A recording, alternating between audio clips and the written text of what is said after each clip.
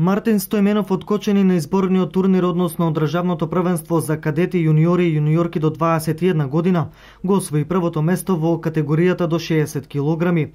Тој извојува 3 победи, со што го зазема првото место. На 11 септември во петокот се одржа државно првенство во Скопје. Ова државно првенство ни беше исто така и изборно првенство за светското првенство што ќе се одржи во Џакарта во Индонезија. За 2 недели не очекува исто така уште едно изборно првенство, на кое учествуваат четворојцата најдобри во категоријата. Ќе се бореме меѓу себе, кој освои прво место, според бодовите на селекторите, тој патува на светското првенство. Имав тројца противници, бев добро подготвен, после долга пауза од повредата, се подготвував подолго време и ги совладав сите противници.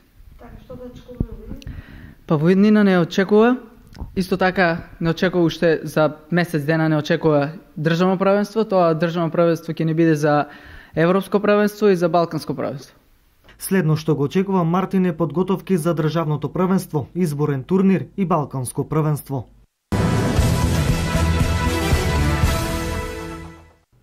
Во тек се подготовките за новата сезона на одбојкарскиот клуб Пробиштип. Новата сезона на овој клуб кој се надпреварува во првата македонска лига ќе започне некаде крајот на октомври.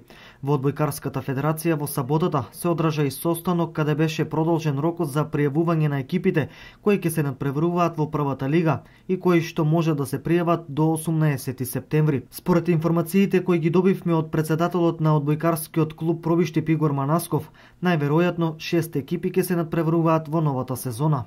Оваа сезона ќе биде трета поред во која се надпреварува одбојкарскиот клуб од Пробиштип.